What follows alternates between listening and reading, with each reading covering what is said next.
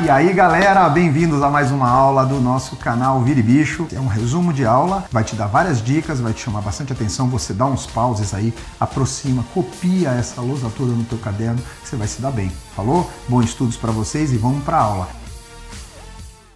Hoje a gente vai falar de membrana celular. Antes de falar de membrana, eu vou falar um pouquinho de célula para você compreender em que parte eu estou entrando da membrana e a gente vai falar um pouquinho da membrana. Tá joia? Vamos lá. A célula é a unidade funcional e estrutural de qualquer ser vivo. Tem ser vivo que é unicelular, tem ser vivo que é feito de várias células, que é pluricelular, certo? Existem tipos de células procarióticas, significa carioteca primitiva, ou seja, não tem a membrana guardando material genético, não tem a membrana carioteca, então é chamado de célula procarionte, ou seja, sem núcleo, sem a membrana carioteca. E a eucarionte, que é com carioteca verdadeira, tem a presença da membrana delimitando e guardando material genético. A gente costuma dizer, tem núcleo verdadeiro, são células eucarióticas, beleza? Existem também células animais e vegetais que guardam suas diferenças, e toda célula a gente sabe que tem membrana, citoplasma, e no caso das eucarióticas também tem núcleo, tá? Pegando a primeira parte, que é a membrana celular, é o nosso estudo de hoje. Eu desenhei uma célula aqui para você e um pedacinho da membrana ampliada aqui. O que você pode notar? Que existem algumas estruturas compondo essa membrana. Eu tenho estruturas que são essas bolinhas, que são os fósforos, tanto voltado para o lado de fora da célula quanto para o lado de dentro da célula. Aqui eu tenho o recheio da membrana, tá? Que são essas perninhas vermelhas que são os lipídios. Note que eles estão para a parte do recheio da membrana. Tenho ainda mergulhados ao longo dessa membrana proteínas que não são fixas, que são móveis. Encontro ainda colesteróis, encontro várias outras estruturas, mas encontro aqui preso às proteínas alguns glicídios chamados de glicocálix. Tá? Cada um com a sua determinada função.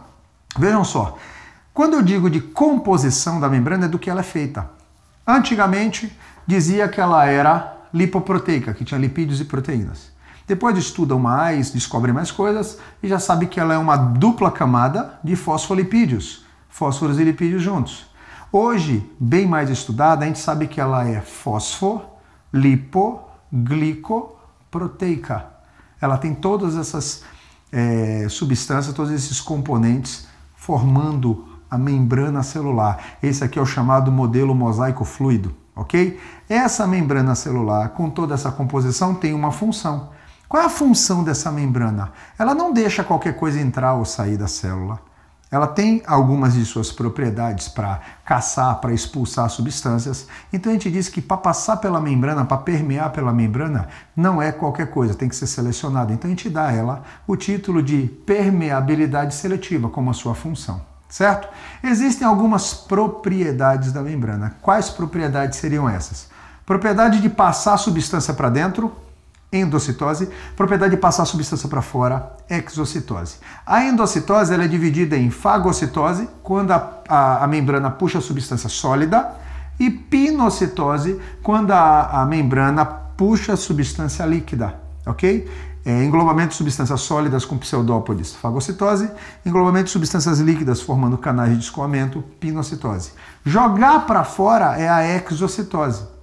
Quando a membrana está liberando substâncias úteis, um hormônio que foi produzido, por exemplo, que vai ser jogado na corrente sanguínea, essa célula está fazendo um processo de exocitose chamado secreção, liberação de substâncias úteis, hormônios e outras substâncias. Quando a célula utilizou alguma substância, gerou um resíduo e precisa jogar para fora porque vai fazer mal para a célula, precisa ir pela corrente sanguínea para ser filtrado no rim ou sair pelos pulmões, no caso o gás carbônico, eu estou jogando para fora da célula algo tóxico, então eu estou fazendo uma excreção, beleza?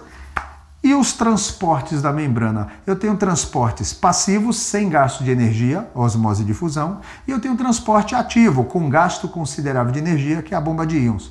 Lembrando, todo transporte pela membrana gasta uma certa quantidade de energia, mas quando o gasto não é tão considerável, a gente chama ele de passivo. Eu disse, sem gasto de energia. Mas quando é ativo é porque tem um gasto considerável. Quais seriam, então, esses gastos, ou, aliás, quais seriam esses transportes passivos? Osmose e difusão, como a gente já falou. O que seria a osmose? Você tem que botar na sua cabeça. Osmose é transporte de solvente, líquido. Difusão, transporte dissoluto, sólidos. Pronto. Guardou isso? O restante fica fácil. Pensa num pedaço de carne com um monte de sal em cima. a água vai sair da carne.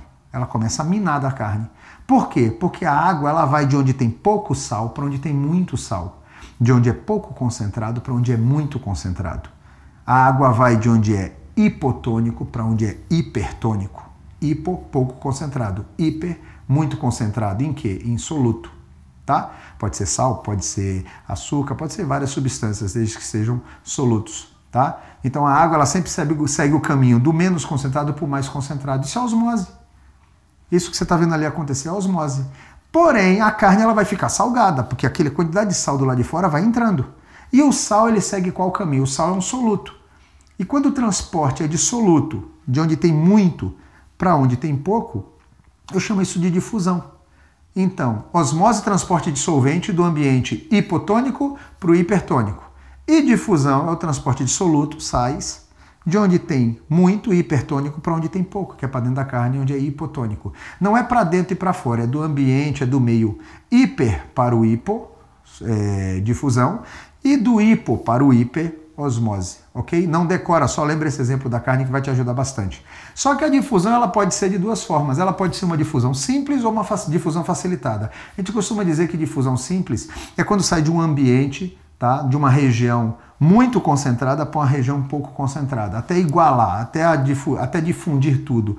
Uma gota de tinta num balde d'água. No local onde caiu a gota está muito concentrado e o restante do balde está pouco concentrado. A tinta vai migrando, até que vai ficar tudo numa cor só. Isso é a difusão simples. Agora, a difusão facilitada é quando esse transporte ocorre através de uma membrana. E dentro dessa membrana eu tenho o quê? Eu tenho uma proteína que serve como um canal de passagem para facilitar o processo. Então, quando for dito transporte de soluto do mais concentrado para o menos concentrado, difusão, porque é soluto do mais para o menos. E que tipo de difusão é essa? Falou que foi através de uma proteína. Pronto, eu estou falando que é uma difusão facilitada. Certo? Já uma difusão que vai contra essa lógica, que é do menos concentrado para o mais, aí eu vou precisar gastar energia. Por isso que é chamado de transporte ativo, e nesse caso eu tenho uma proteína para fazer essa passagem, chamada bomba de íons. Nas células nervosas, o transporte disso é chamado de sódio e potássio, que são as substâncias que mais vão e vêm. E aí eu chamo de bomba de sódio e potássio. É, no caso, um transporte ativo, conhecido como bomba de íons. Beleza? Espero ter ajudado, espero ter revisado, elucidado algumas dúvidas. Espero que você curta o canal, se inscreve no canal, avisa para os amigos se inscreverem também, tá bom? Para isso aqui crescer e cada vez ficar melhor para você. Mais para frente a gente vai resolver questões. Vire bicho, nosso bicho é com X, canal Vire Bicho na cabeça. É isso aí, não esquece, vem comigo, você não se perde.